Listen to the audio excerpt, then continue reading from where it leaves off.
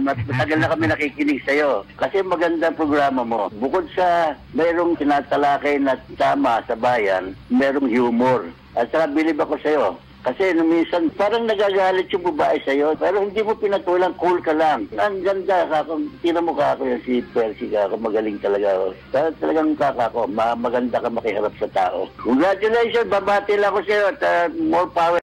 Keep it up. Balita, impormasyon at mga isyong may kinalaman sa bayan, lahat isisiwalat ng walang takot, lilinawin, hihimay-himayin, matapang, ngunit malalim at makatotohanang komentaryo sa Lapid 5. Lapid 5, kasama si Percy Lapid.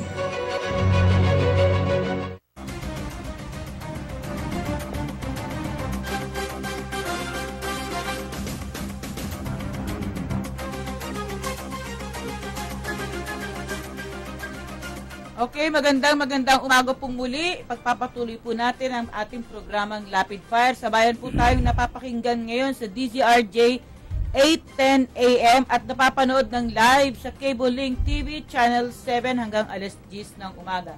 Ito po si Rose Novenario sa ngalan ni Percy Lapid. Ito po naman si Peter Talasas. Teka nga pala, Rose, ha? Malapit na ang Oktubre.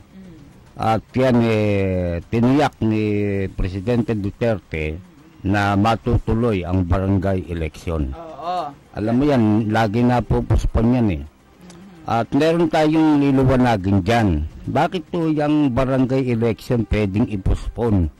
Yan Kasi bakit yung halala ng Presidente, local hindi pwedeng ipuspon?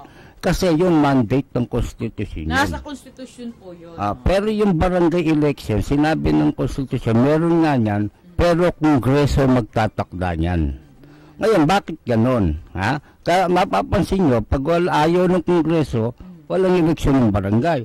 Kasi ang barangay, hindi political election. Political yan, supposed to be. Supposed to be. Dapat wala silang Oo. Yan ang isa pa sa dahilan yan.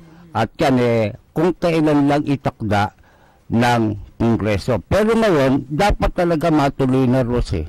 Sa dami ng luko-luko na hindi natin lalata, pero hindi ko konti yan. Kita mo, meron pa mga barangay chairman, sangkot sa droga. Meron dyan, overstaying na, silusukan ng barangay na.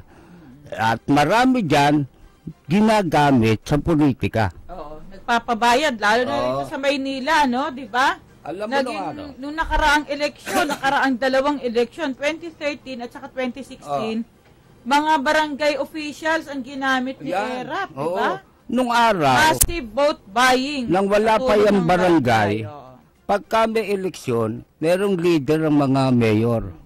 Leader, tapos may mga bukal.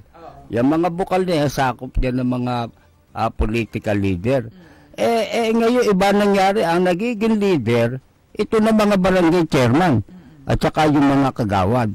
At kaya ngayon, mag-i-eleksyon, panahon na mawala yung mga yan. Kailan ba tayo huli nagkaroon ng eleksyon? 2013, ano? Oo. Tapos hindi na naulit yun Oo, kasi anong local election, midterm election 2013, di ba? So, ano yun, May. October no, nagkaroon ng election, ano? Kaya 3 taon na rin nakaupo itong mga to, no? Kaya nga iba dyan sabi nga natin overstaying na. Ngayon, bibigyan ng pondo yan ng Kongreso. At itatakta ng Kongreso ngayon kung kailan yung eleksyon yan. Dapat unahin nila yan bago ang kung ano-ano pa man, ano? At saka hindi dapat isabay dyan yung referendum. Sapagkat yung referendum, maselang yun usapin yun, di ba? Hindi pwede na isasabay natin ganyan. Ang tansya naman kasi ni President Duterte, ayon sa kanya nung SONA niya, yung bagong konstitusyon, pwedeng maaprubahan yan by 2021 or 2020. Di ibig sabihin, malayo pa, Malayo pa yan. Kaya nga sabi niya, di ba, handa siyang putulin o paigsiin niya yung termino niya. Basta maipasa lang yung federalism. Mabago na yung natin, paraan ng gobyerno. yung uri ng gobyerno natin. Kasi yung presidential form of government sa atin, hindi na tama eh. Masyado ng nababoy. Masyadong pagka ang inilagay mo presidente, corrupt. Nako, Diyos ko, 6 na taon yan.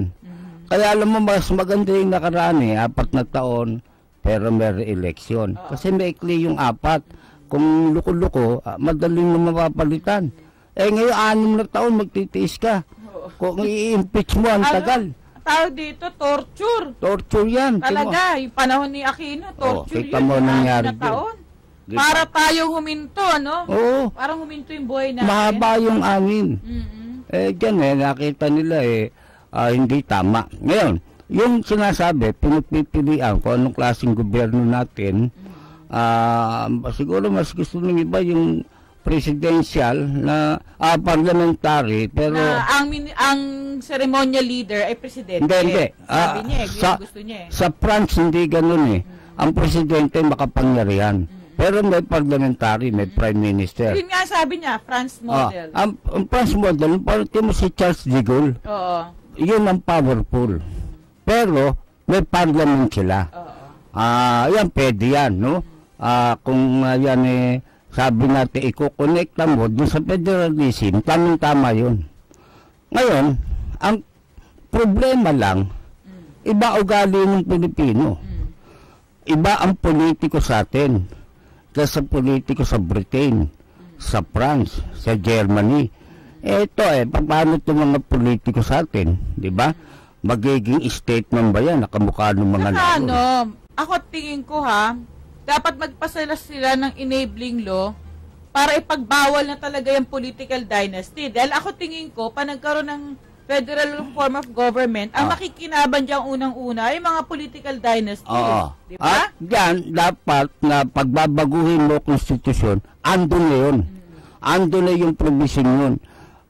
Na kumbaga, hindi na kinakailangan pa ang parlamento magbigay ng enabling law. Kung dito na mismo tuko yun, walang political dynasty period. Di ba? At saka, hindi, kailangan pa rin siguro yan ng enabling law kasi vague masyado yun Hindi, pag sinabi mo. Dapat i-define din hanggang saan yung, tawag dito, level ng relasyon. Kahit isa na wala Isa lang ang pwede. Pagka gano'n, wala nang enabling kasi kaya nagkakaroon ng enabling lang gusto nila hanggang saan ang degree. Doon nagkaroon ng ng butas ng mga ito para wag gumawa ng enabling law. Dapat isa lang sa bawat pamilya sa gobyerno, period. Sabihin na sa konstitusyon. Di wala na silang hirit, di ba? Ayun lang yun nagawa nga nila sa yan sa Kabataan Barangay sa SK. At ngayon yan maipatutupad na. Di ba? Yun tama rin yun, magandang hakbang yun.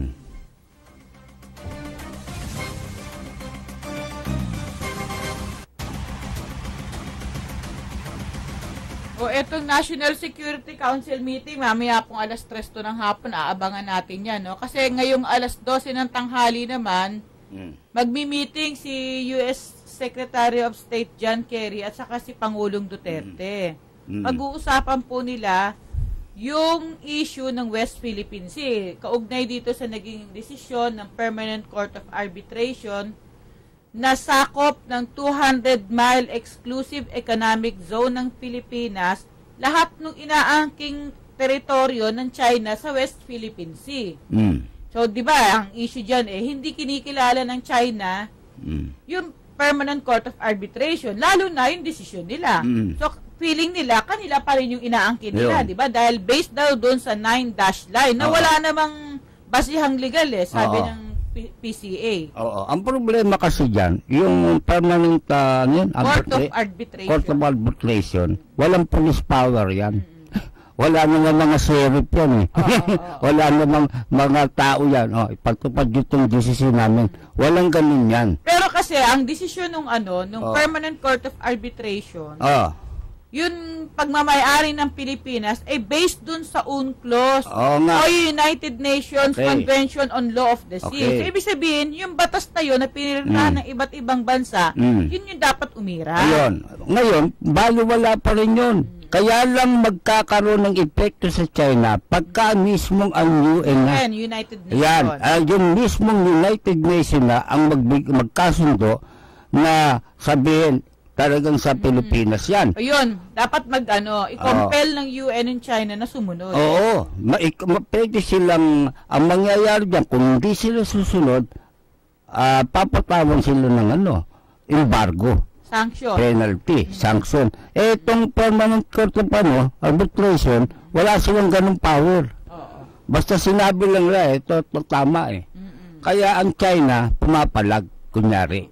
Oo, pero ang latest dyan kinausap pala nitong foreign minister ng China, itong si State Secretary John Kerry, sa Laos, kahapon. Na humihirit siya na, kasi alam niya, pupunta rito si John Kerry. Tulungan daw sila na tawag dito, kumbinsihin ang Pilipinas na makipag-usap sa kanila bilateral talk.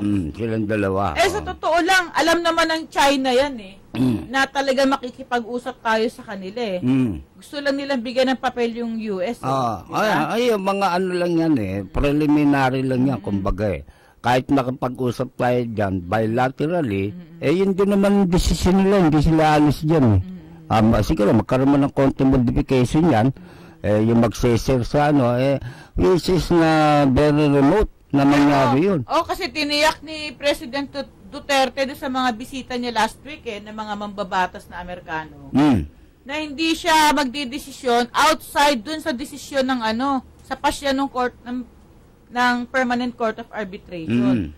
Yung man na magiging diskarte ng Pilipinas, yun lagi ang magiging basihan, yung desisyon na yun. Kaya nga. Itong China, syempre kinakabahan niya. Alam mo, sa totoo lang, yung China, kahit malaking bansa yan, makapangyarihan, ngayon lang sila, parang tingin ko lang kinakabahan sila kay President Duterte. At saka, alam mo ang China, siyempre, andyan ang Amerika hindi pwedeng i-antagonize nila ang Amerika. Unang-una, powerful sila. Pero pagdating sa armas, walang uubos sa Amerika. Pagdating ng gera, kung sabihin kahit gaano sila kalakas, iba ang armas ng Amerika. Nakita nyo naman sa mga gera. Tsaka 2 weeks ago, sinabi rin ni President Duterte na kung ano man yung magiging desisyon niya sa isyung to, isasaalang-alang niya yung interest ng Amerika. Tsaka kita mo, bilang kaalyado ng Pilipinas. Naging kilos natin. Nagkaroon ng desisyon. Pero hindi ibig sabihin lulusog tayo para angkinin yun. Hindi pwede yun. Hindi pwede yun. Kasi, unang-una, balik tayo dyan. May nakakatawang kwento wala tayong kakayahan na gawin nyo. Kaya nga sabi ni Duterte, ano gusto nyo? Mahirap kahapon nga, nung nagpunta siya doon sa Fort Magsaysay, nagkukwento siya sa mga sundalo. Ano kwento? Pinagmamalaki niya yung anak niya tong si Davao City Mayor Inday Sara. Na daw talaga to, pilya.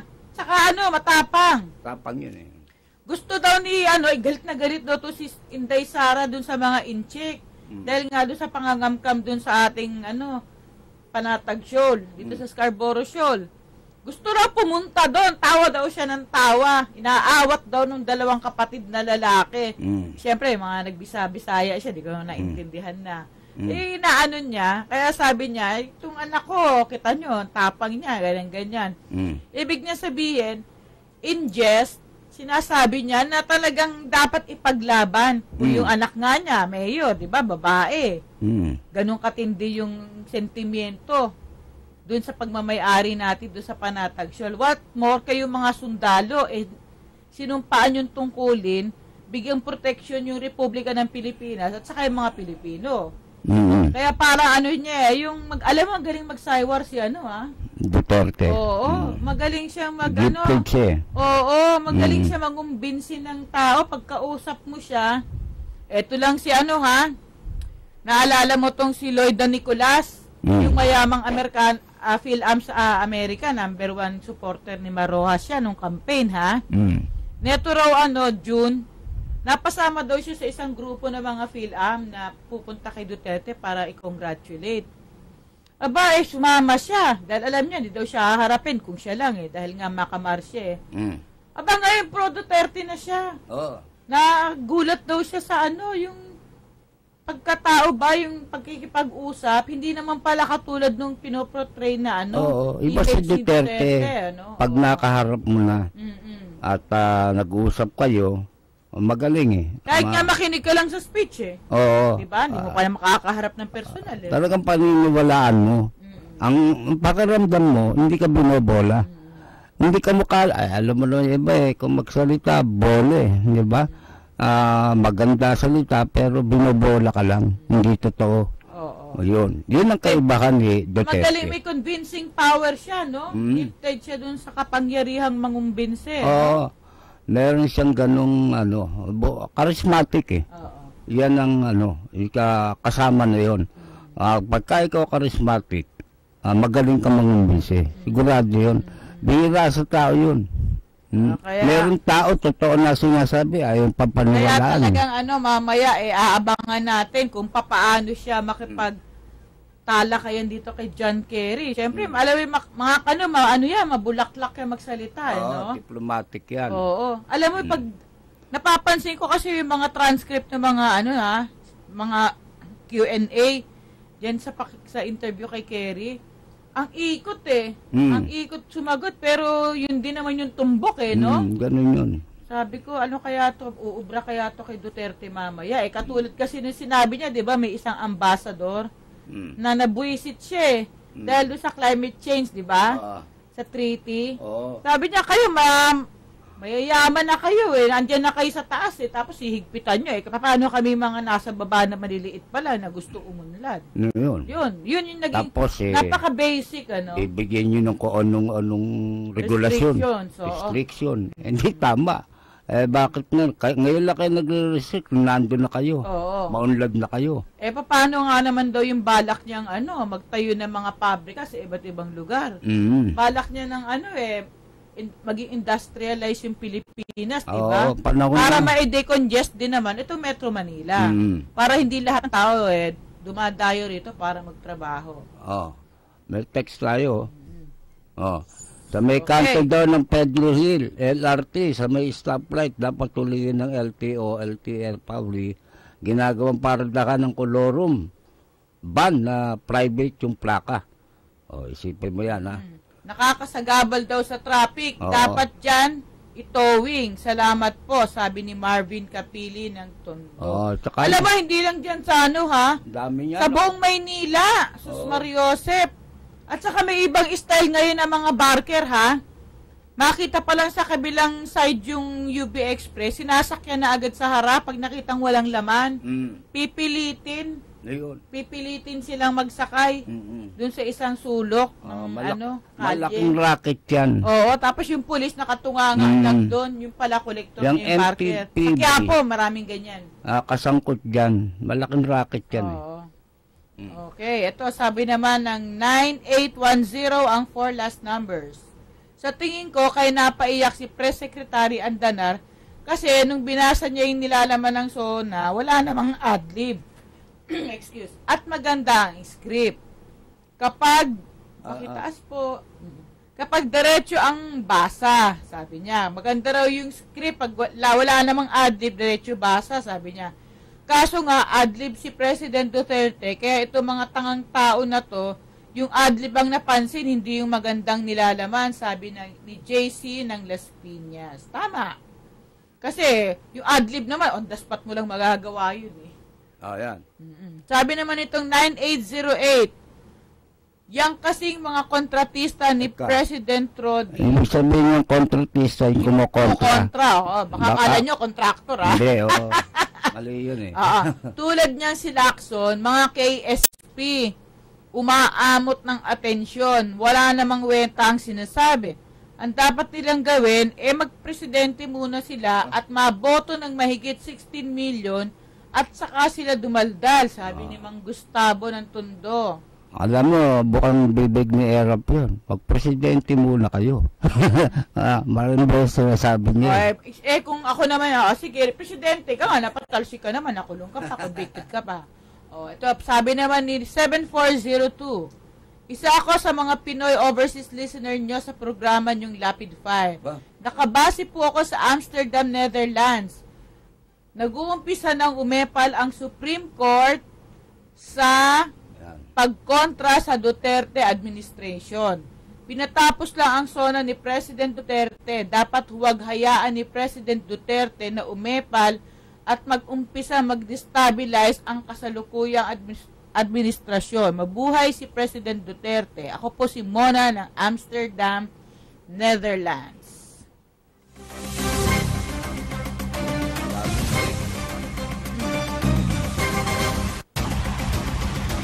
Oh, tsaka biruin mo ha. Maraming kakampi si President Duterte dahil ultimo yung mga militante, kilos suporta na ginagawa hindi na kilos protesta Bago, nung mag-eleksyon, ang mga supporter niya, yung mga bumoto, nung tapos ng eleksyon, nadagdagan. Yung mga dating galit sa kanya, kakampi niya na. O humanga na sa kanya. Nadagdag sa mga followers. Paano ba itong mga militanteng grupo? Marami yan. Ang dami yan. Nakakapagluklok nga ng ilang mambabatas yan sa Kongreso di ba? Ngayon kakampi niya. Di ba? Okay.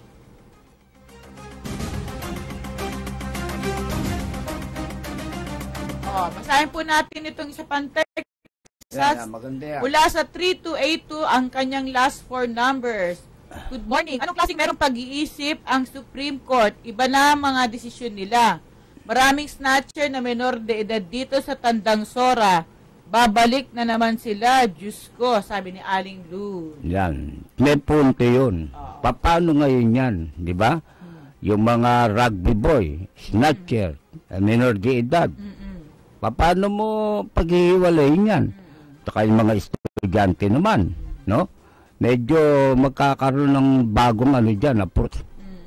Yan. At saka ang problema lang naman talaga dyan, yung penalty dun sa curfew ordinance. Pero yung curfew ordinance itself, wala namang masama dun Dahil ang gusto nga naman ng mga alkalde o ng mga city council nila, magkaroon ng kapayapaan. Lalo na sa gabi, yung sa mga, maging panatag ba yung loob ng mga magulang dahil yung mga anak nila, kapiling na nila sa bahay nila, di ba? Yun yung talagang purpose ng curfew ordinance. Kaya lang, nagagamit itong ordinansang to para pagkakwartahan naman ng ibang mga gusto lang manghikil. Ayun lang, andun lang yan sa mga enforcer. Siguro pag-amienda lang ang problema dyan. Wag hindi ganun po kalaki pa yung problema, kaya wag po muna tayo mataranta. Wala pa yan.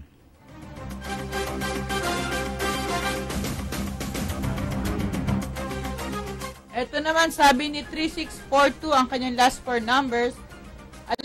Alam na sa intelligence community si Rice Smuggler Davidson Bangayan, also known as Davidson Lim, kuya niya si Peter Lim.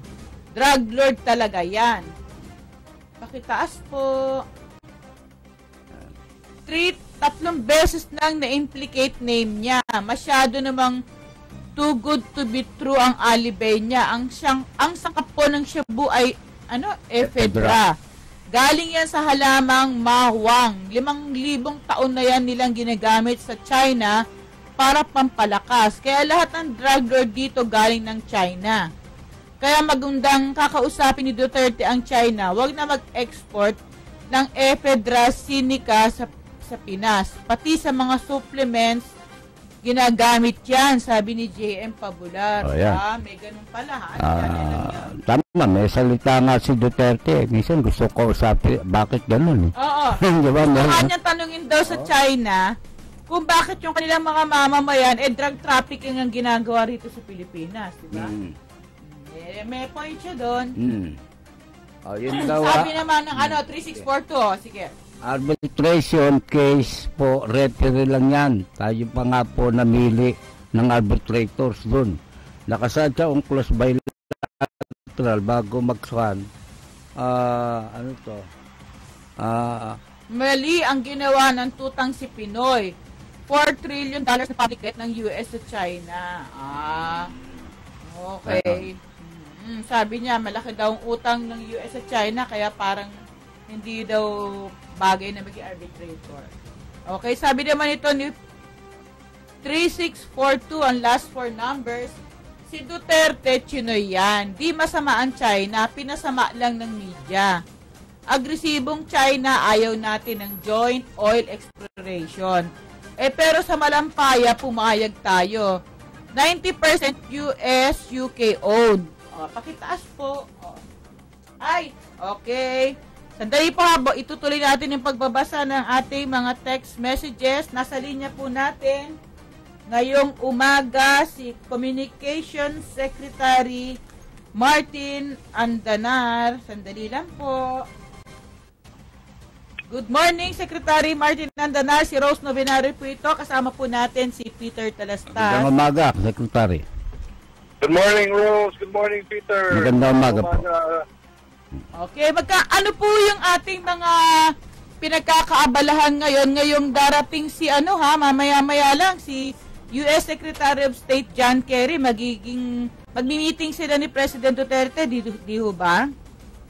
Opo, magkaroon po ng isang courtesy call ang US Secretary of State John F. Kerry.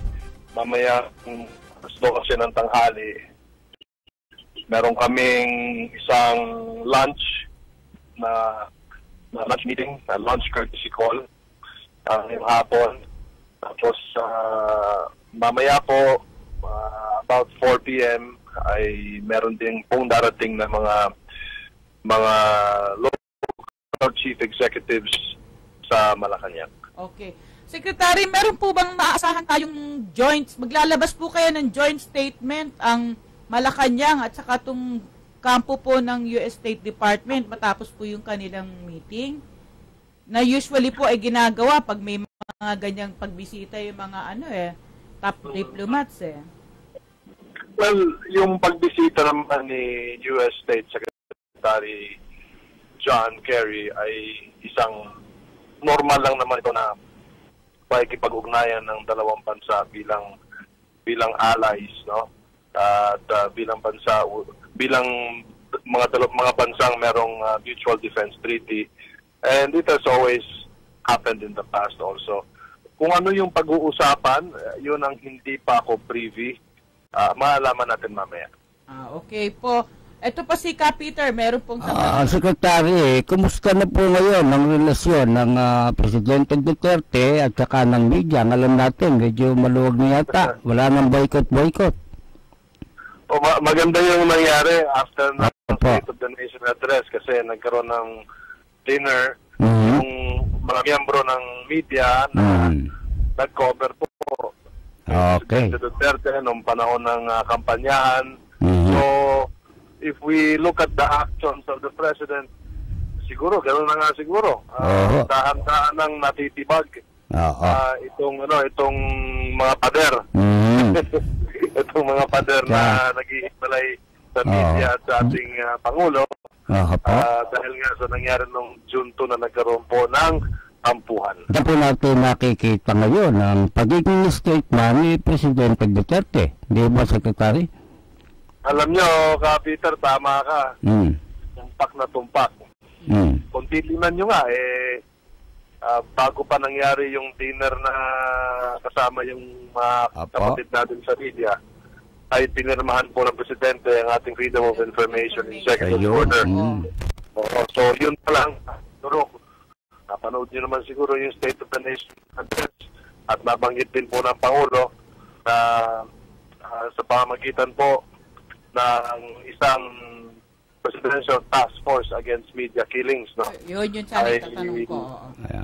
Mas na natin, maalaman natin ang punot-pulo ng mga nangyayaring extrajudicial killing laban sa mga kapatid natin sa larangan po ng mamahayag. Secretary, meron na po ba kayong naimbitahan ng mga magiging miyembro nitong task force? Pwede po ba ninyong masabi kung sino-sino na sa kanila yung umuuna o pumayag na?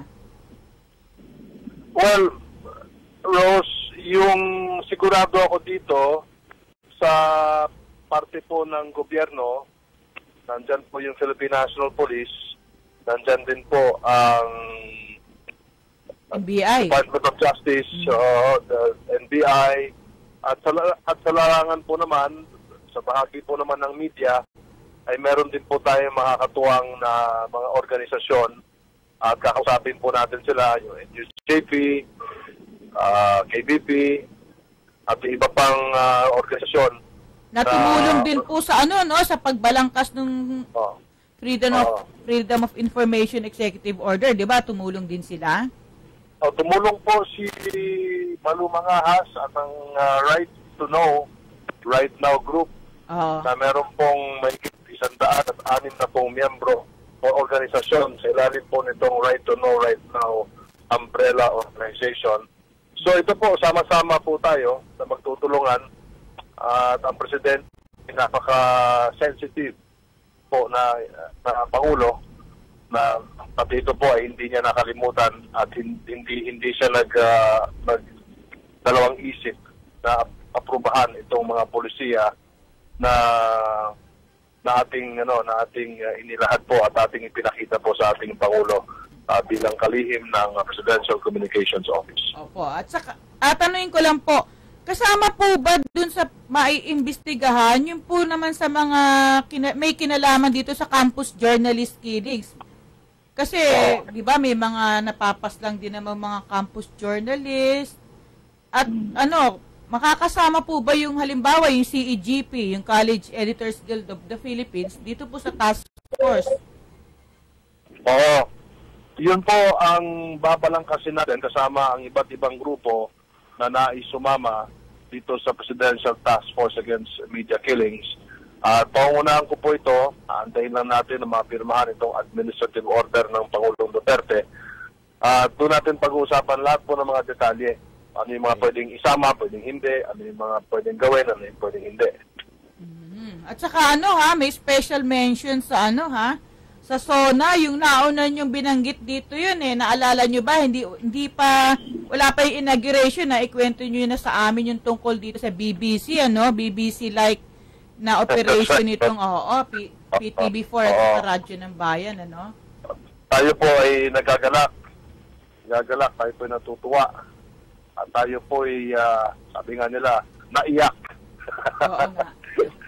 Ako'y naiyak doon sa mga binasa ng ating Pangulo patungkol sa mga suhestyon o polisiya ng Presidential Communications Office. At doon lumalabas na ang Pangulo natin ay mahal na mahal ang bona fide media. Tama.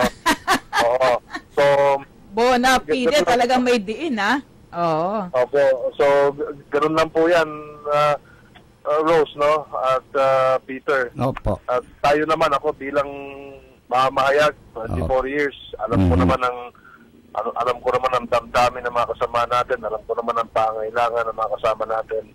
Kaya siniguro ko po na talagang lahat ng kailangan natin ay ma-prioritize po ng ating Executive Secretary at Undersecretary Boy Kitain, ang Undersecretary for the President at ng Office of the President, dahil alam po natin na sabi nga nila, may kasabihan, strike while the iron is hot. Tama. Okay. At saka, Secretary, kanina kasi pinag-usapan namin, yung unang portion nitong program namin, yun naman sinabi nyo, ito interpretation lang namin yun sinabi nyo namang naiyak kayo dun sa nabasa yung draft ng SONA, personal yung damdamin yun Hindi nyo naman sinabing pag naiyak ako, maiyak din kayo Diba? Diba? Salamat, Ross. Ako ganun yung tingin ko dun Kasi yung pagkakakwento nyo naman, yung sarili nyong naramdaman, diba? Hindi naman nyo idinidikta yung naramdaman nyo sa iba. In a way, tama naman kayo, Secretary. Maraming attacks doon sa statement ni Pangulong Duterte. Oo. Salamat, Ross, at bringing up mo yung topic na yan dahil tayo po ay pinagtatawanan lang po tayo sa social media at ibang mga kasama natin sa yung iba po ay we are being mocked and being ridiculed. But lahat naman merong karapatan na iayagang kanilang opinion.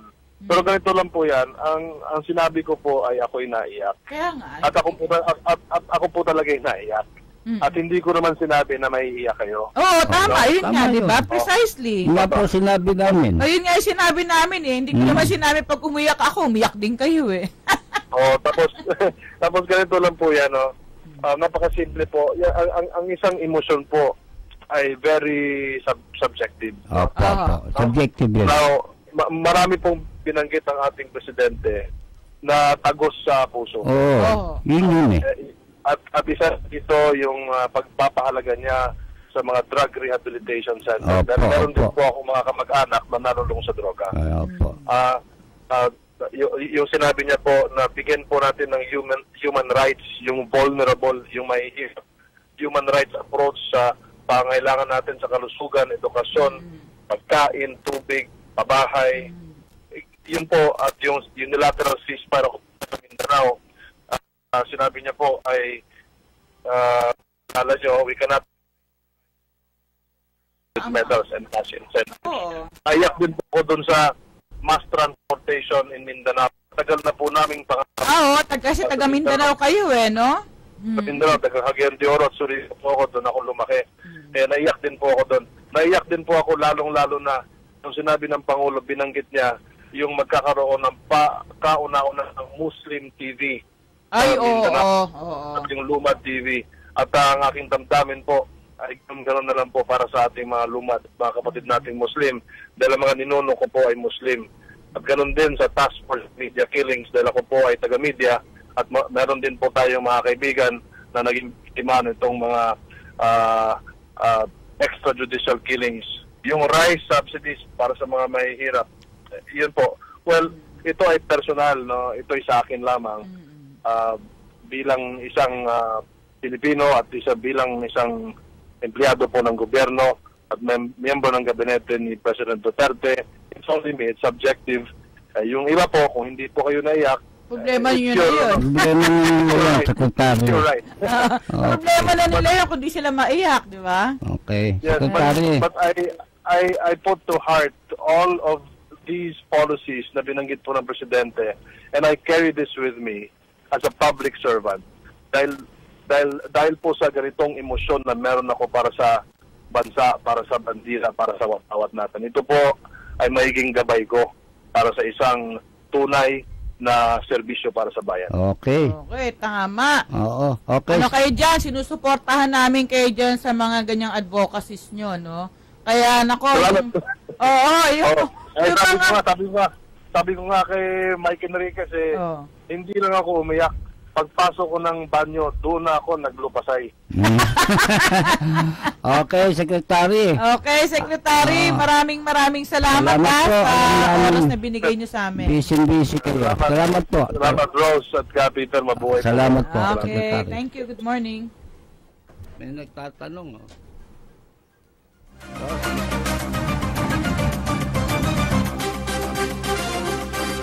Okay, magbabalik po ang Lapid Fire makalipas ang ilang paalala.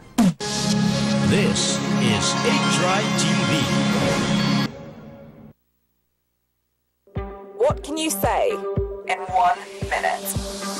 BBC Minute at 7 GMT. BBC Minute with me, Vic, and that. It's 9:30 now. This is still a BBC Minute is the world's news stories in 60 seconds. BBC Minute. The world in 60 seconds. BBC Minute. This is the BBC Minute. Tune in to the BBC Minute. Weekdays on DZRJ 810 AM, the voice of the Philippines.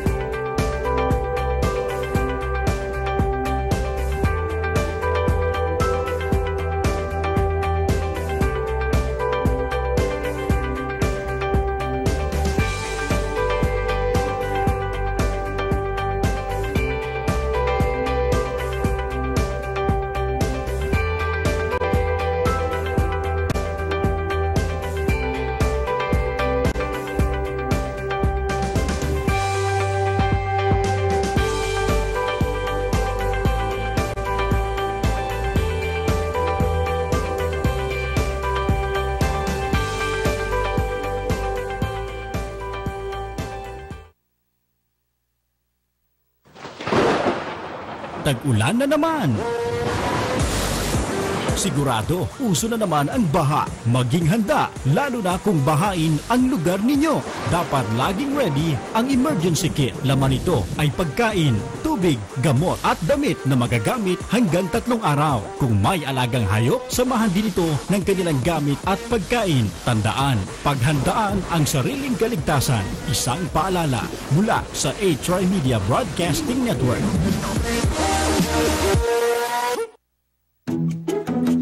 Ugaliin kumain ng gulay at prutas araw-araw. Pampalakas ng resistensya at pampahaba ng buhay. Maligayang buwan ng nutrisyon mula sa A-Tri-Media Broadcasting Network. Balita, impormasyon at mga isyong may kinalaman sa bayan, lahat isisiwalat ng walang takot, lilinawin, hihimay-himayin, matapang, ngunit malalim at makatotohanang komentaryo sa Lapid 5. Lapid 5, kasama si Percy Lapid. Okay, meron yatang matagal-tagal na hindi nakapakinig sa atin na ngayon lang siguro nagbalik Lapid Fire, no? Itong 5938, ang huling 4 numbers niya, sabi niya, Good AM, bakit wala na si Atong dyan? Naku po, si Ka-Atong Ma po, sumakabilang buhay na nung Tagal na. June 1 po, nung nakaraang June 1. Oo. Kaya so, hindi na namin kasama. Sinundo na po siya ni San Pedro. San Pedro. Nag-iimas ng manok doon. Doon na po siya nagbibigay ng kaligayahan. Doon tumatawa. Oo. Okay. Okay, ito namang galing sa 3642, ang last 4 digits. Ay, nabasa na natin yan. Oo. Pakitaas na lang, iho. Nalulugi ang US daw ng $19 trillion bonds na utang ng US sa mundo. Hindi na maaasahan, sabi nga ito ni JM Pabular. O, ito pa, sabi na 8177 ang last 4 numbers. Madaling kausap ang Chinese, may hirap maintindihan. Dahil may tao sa likod, malaki ang income dyan. Kaya tayo, paglaruan ng Amerika, Pino, kumilos, utak ang ginagamit sa confidential secrecy folder. Ay, hindi ko maintindihan. Oo, sabi niya pa uli. Ay, naku, hindi ko to maintindihan. Next. Next. Haba pa. Saka mahaba, wag mo masyadong mahaba. Yun mga po natin, medyo explain lang po natin. Parang nagbabasa tayo. Para lang tayo nagkukwentuhan ng konti. Sabi naman to, siya pa rin ba yan? Oo, alam nyo, yung ganyan mga issue, hindi masyadong maintindihan. At saka yung mga yan teorya yan Teorya yung sinasabi ninyo. Masyado pong mahaba, oo. Okay, ito, medyo maiksi siguro ito. Mula kay 9777, sabi niya, hindi po tama. Bakit dito po sa Antipolo, 600 pesos ang pagkuha ng police clearance? Kasi, parang license po itsura. Oh my God, sana makarating ito sa Pangulo. Thanks, sabi ni Rick na Antipolo. Simula daw po ngayong August, hindi ko lang alam kung ano eksaktong petsa, ma-activate na raw po yung 8888.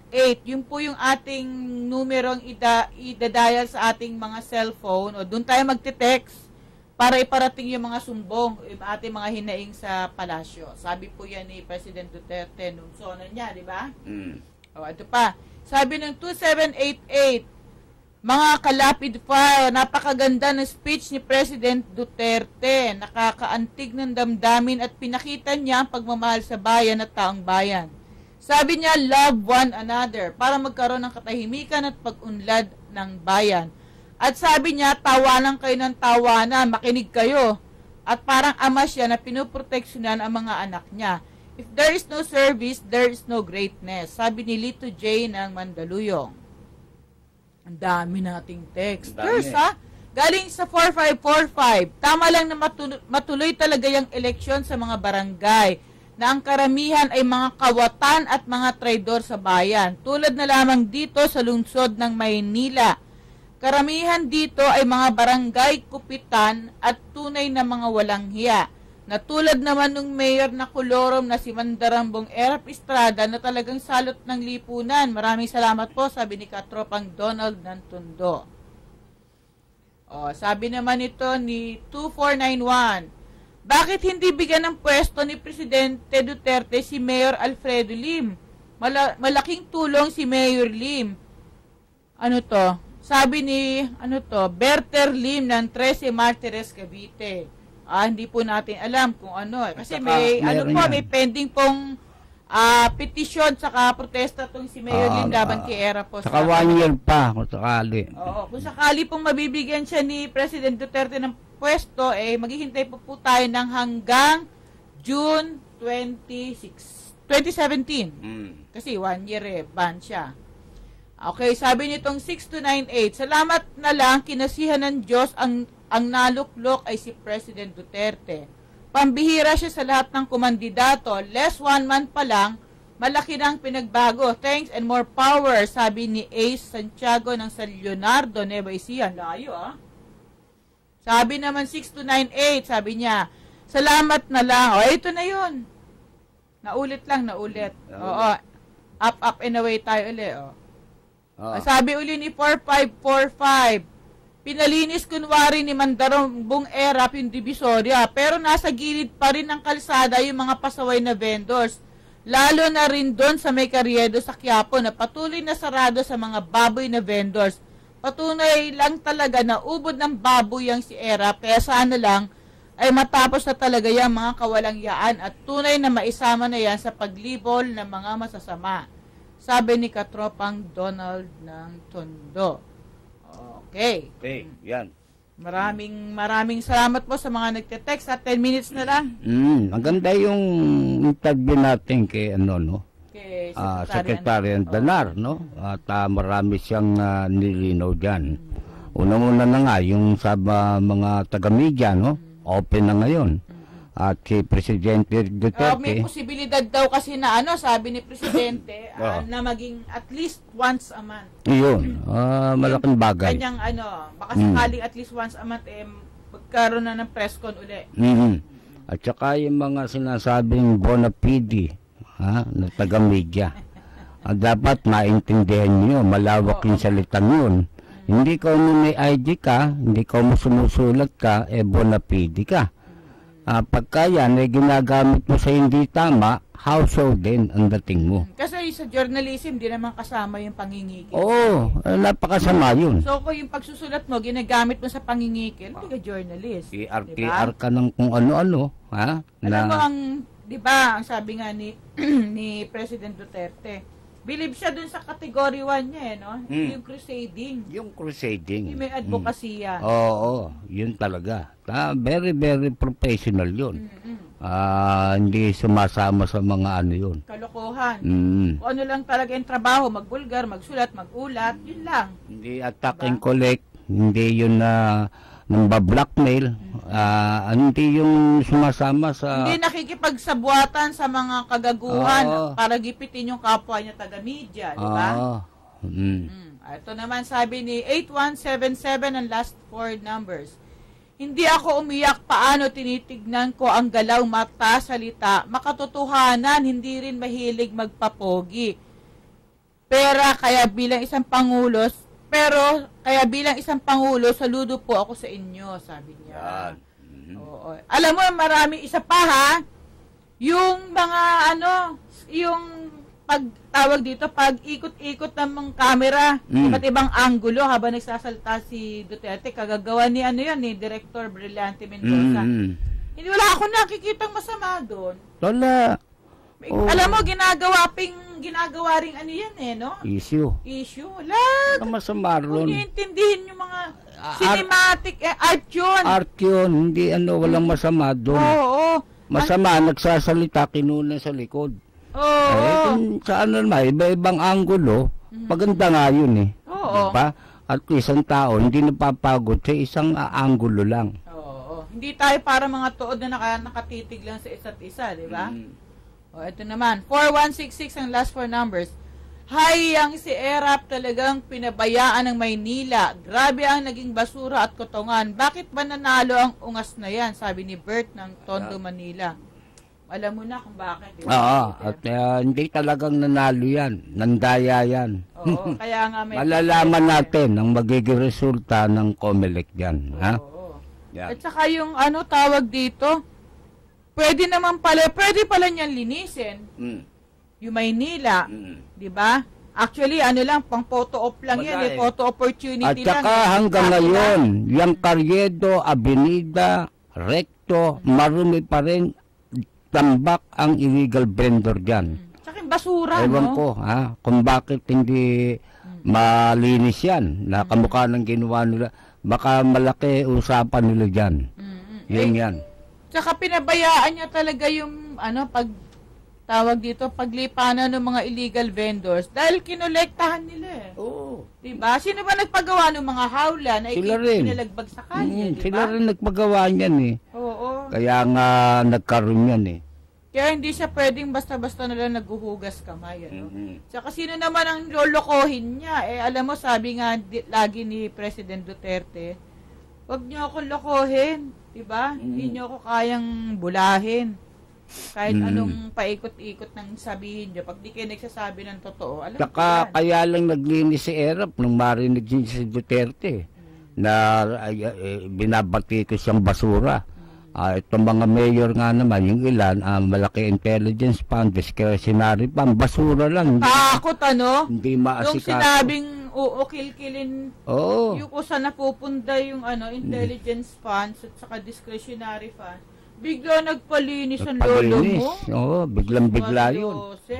Akala naman niya, basta-basta lang, basta-basta lang maniniwala yung tao sa ganon. Tsaka, totoong-totoo, kaya lang siya nagpalinis dahil sa sinabi ni Duterte, dahil sabi niya, pasensya na kayo.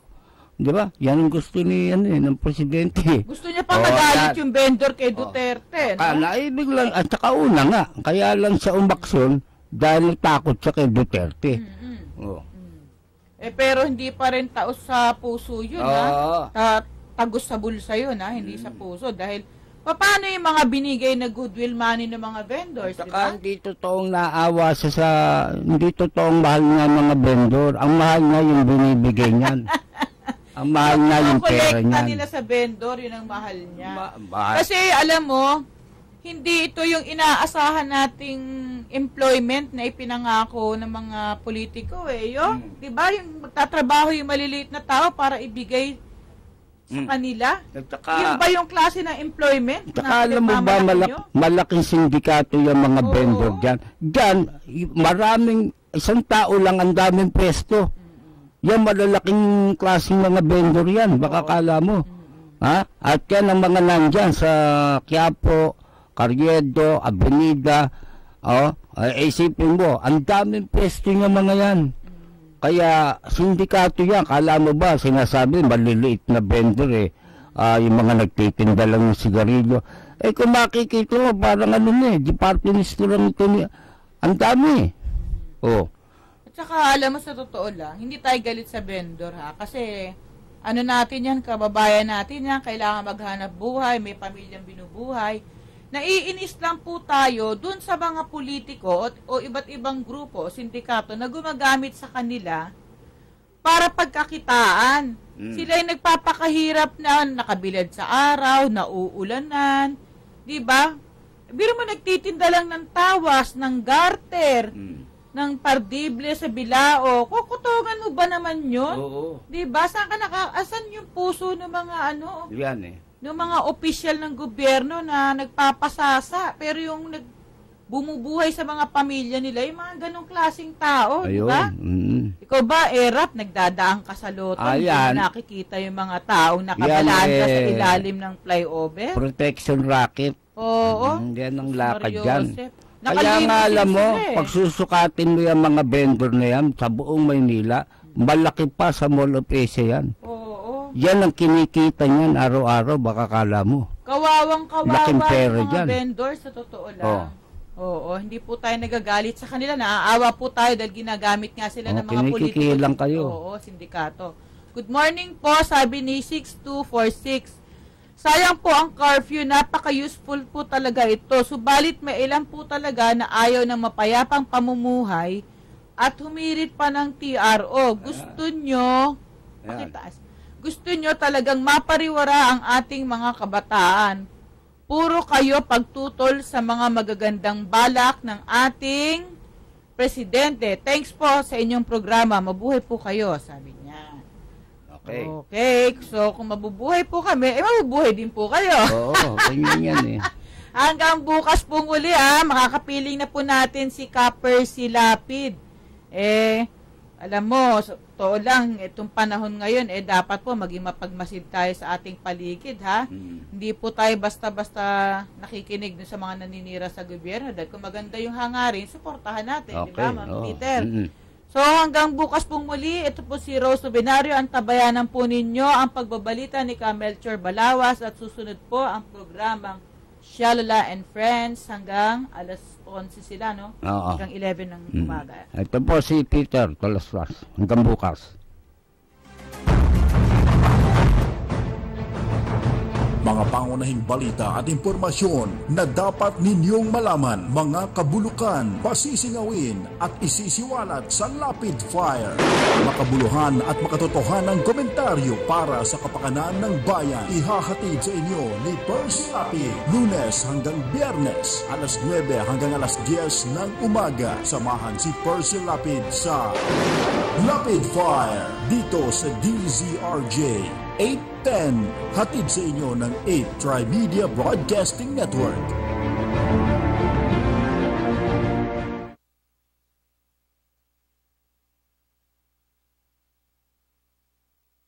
Tri-Media Pro Incorporated. This is 8 Tri